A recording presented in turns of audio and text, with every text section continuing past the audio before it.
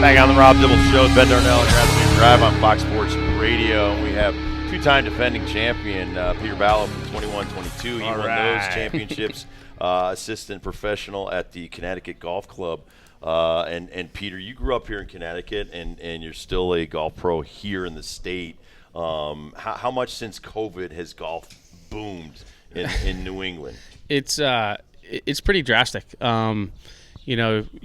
Golf was already kind of in a pretty good spot. Most clubs were kind of full, and then, initially when it happened, it kind of cut back a little bit because you really couldn't do anything. They didn't want, no one wanted to go outside. No one wanted to do anything.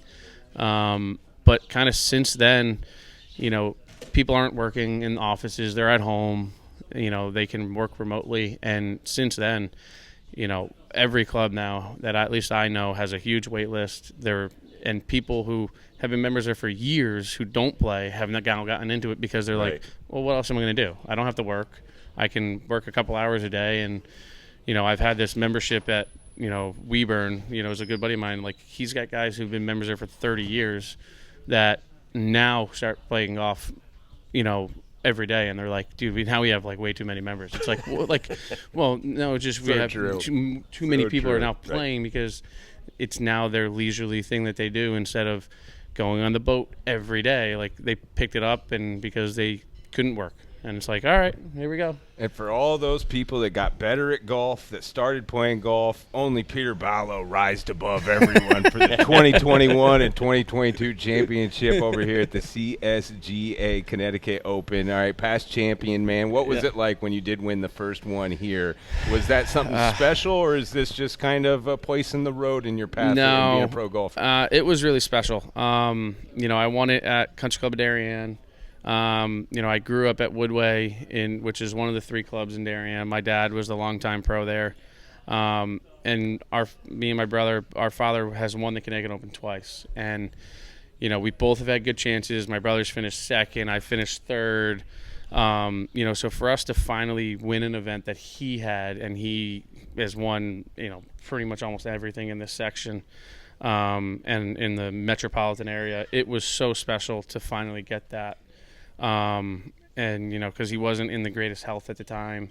And then run it back 1 year later, unfortunately lost my father to some health struggles, and that was at Country Club in New Haven, and that's actually one of the places that he won one of his 2 Opens at. So to win it there was even more special than the first, which I didn't think was possible, but everything kind of stars aligned, and to win one where he won one of them is one of my pinnacles in my golf career. Unreal. Talking to Peter Ballo, 2021, 2022 champion of the Connecticut Open, and Shorehaven, such a great looking golf course. How does it play, and how was your first round?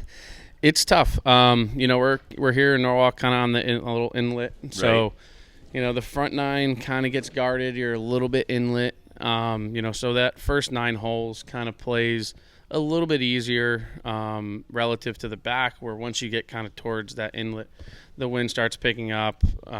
Most wind in the afternoon gets a little stronger than it does in the morning. It's a great place.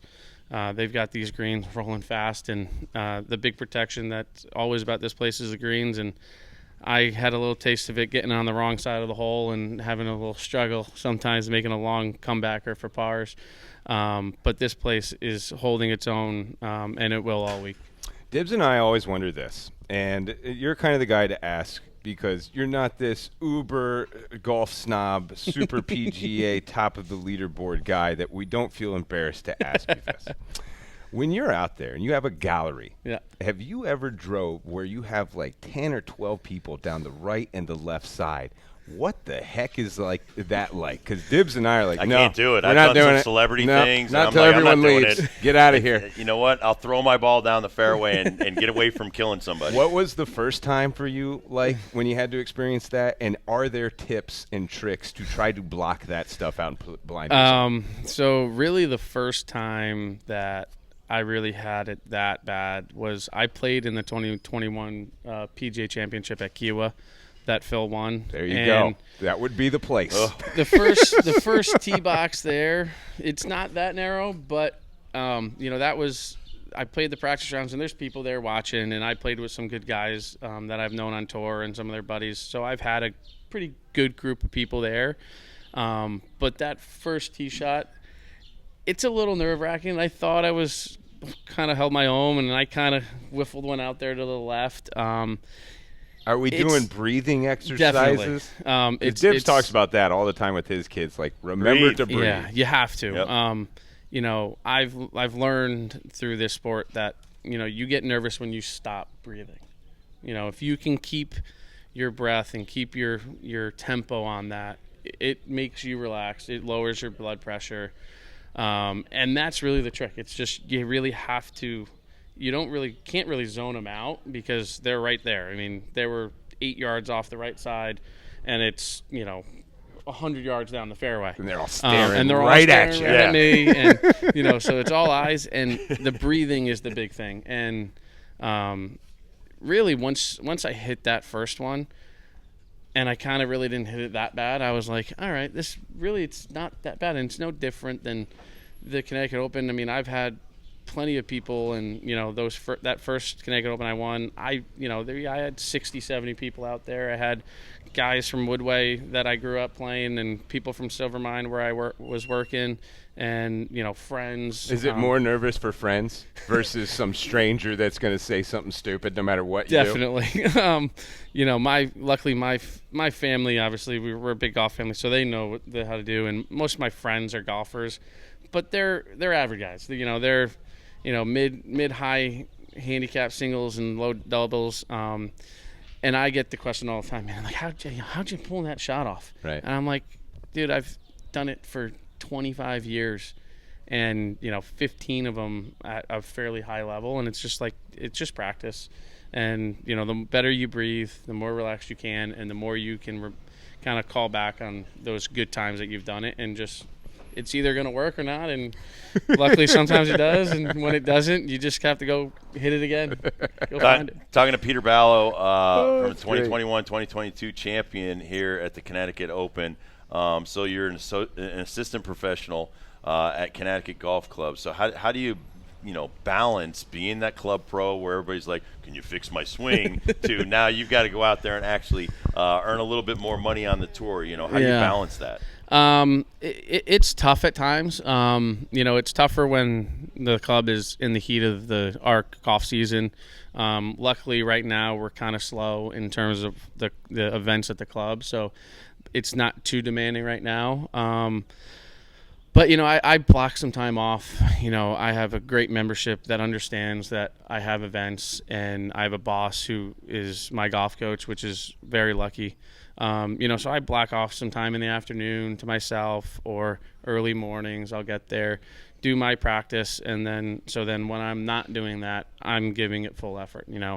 Whether it's a Friday skins game that we're running, or Tuesday night league, or just having to fix people. I have to give them the time, and then I give myself the time to say, okay, put everything away, and then let's do my practice.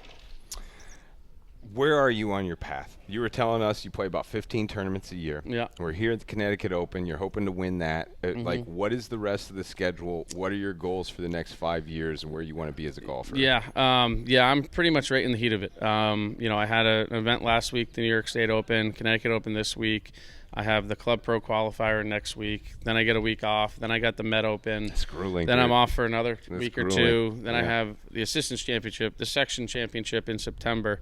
So this is the heat of it.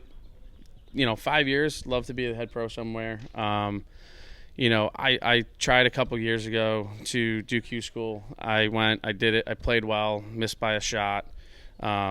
Devastating, but gave me that kind of a relief that took that chip off my shoulder of something that I didn't try for so long. Right. I wanted to straight out of college. My parents aren't the richest people in the world, so I couldn't just say, okay, well, listen, I'm not going to work and I'm going to try to play. I couldn't do that. So I had to go into work, and I started in the golf business 9 years ago. And it took me about 7 years to really have a club that was willing to kind of allow me a little bit more practice time, and then also take a whole nother week off that's not on the schedule to necessarily represent them. That's purely me trying to go represent myself and do it my way. So ideally 5 years, hopefully have my own head pro job somewhere around here in this area. I don't really want to leave this place. It's a great golf area. They got good people. You got plenty of good clubs around here that hopefully I'll be their guy and go from there. Talk to the young athletes that are out there, Peter, because I just got off a 5 games over this weekend up in Maine with my 15 and 16U AAU team. Mm-hmm. And I constantly tell them, it takes thousands of swings. It takes 10,000 hours of work to get good at something. And, kids today have so many options to do stuff and goof around and not do the work. As a golfer, I know you've put in the work. Yeah. I know you have. And so, maybe talk to them and say, listen, you got to do the work when nobody's looking. Like you said, you Correct. show up in the morning when you don't have a lesson. You show up when you're not working. Yeah. Talk to them a little bit that it's a frustrating game like baseball. There's not a lot of success in golf. And, yes, you're going to win some big ones, but you're going to lose a lot more. 100%. It's, being on teams and doing the sports is all good and fine. And, I was a big hockey player growing up. I played elite hockey for most of my life through high school. It was kind of a big question whether I should go to prep school for hockey or go play golf in college. And I chose to go play golf. You have to be able to branch out a little bit, right? You can't, in my mind, you can't just be a one-dimensional person, right? Doing all the other sports is also a great thing. And you learn from playing those other sports, right? For me, it was huge to play a team sport, but also play golf. I learned how to depend on other people, but I also, in golf, I learned how to depend on myself. And, you can't just rely on the practice time that those sports give you, especially in this sport. I don't have That's a great practice point. time. The sport gives you. The sport gives me, right? You play baseball, you play hockey or basketball. All right, hey guys, we got practice Monday, Wednesday, Friday from 6 to 8. You got to be here. All good and fine. I don't have that. I have to make the time. I have to set aside the time. And it's hard to do it by yourself. And, that was probably one of the things that took away from me for hockey trying to really to make it a run is, unfortunately, because my parents didn't have the most money, I didn't have the option to go on the ice, pay for ice time for 2 hours for myself and go do it. Now I played street hockey and shot pucks in my driveway and did all that. And that got me what I did. And it was great. But you really have to set some time away and do it a little bit yourself or find a close friend and do something with someone else. I rely on myself to do my own, but my golf coach is my boss.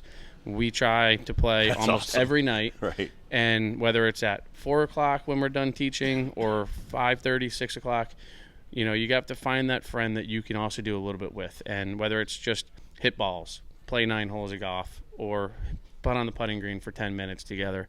Don't just rely on yourself. Find that person who is just as into it as you and find that time to make each other a little bit better, a little bit of competition between the two of you on the weekends when you're not doing something, or on a Tuesday night. Hey, listen, I don't have practice, but hey, let's go shoot hoops, or let's just go down to the field and throw balls. Right? If it's a baseball, do something. And it doesn't have to necessarily be the sport you're concentrating on, but it's obviously nice if it is. Do anything. Go play wiffle ball. Go play basketball. Do run around. All of that stuff is going to help get you to where you're trying to go. Great advice. 9 times out of 10, when you meet a tough guy on the golf course, I bet you he's a hockey player too. Why are hockey players such good hockey golfers, and golf, man? It's just hockey great. and It's golf. like, Too similar in swings. I guess. Yeah. Unfortunately. Hand-eye coordination. All right, we talked to Brett Steckmeyer a couple of weeks ago. We said, man, I bet you Peter Ballo is mad that he took his 3-peat chance away. He's like, he's a good dude. And then we were talking to you about Brett and trying to get some kind of rivalry going. You're like, no, he's a good guy. He He's from is, New he Haven. is. It sounds like it is a small world here in the Connecticut Golfers Association. Yes. You guys all kind of know each other, and you all kind of root for each other, Definitely. even though we're playing for keeps here today. Listen, like we were talking before, you're gonna win some and you're gonna lose a lot more. And I had a good chance. I was leading after 2 rounds. Unfortunately, I didn't play that great. I played well. I had a good chance at times, and just at the end of the day, push came to shove down those last stretch. Putt didn't fall here. You know, I hit it into the rough, made it a little harder to hit it close to the green, whatever it may be. And, you know, that's the humbling side of this sport, right? You play on a sports team, you can go undefeated. And it's not bad to do that, right? It's great to always win. But you need to lose every once in a while to really understand what that does. And in this sport, unfortunately, I lose way more often than I win. Yeah, you're talking to two big losers on the golf course, man. Right? So it's all good and fine. And, you know, listen, Brett's a great player, and most of these guys here are great guys, good people. Yeah.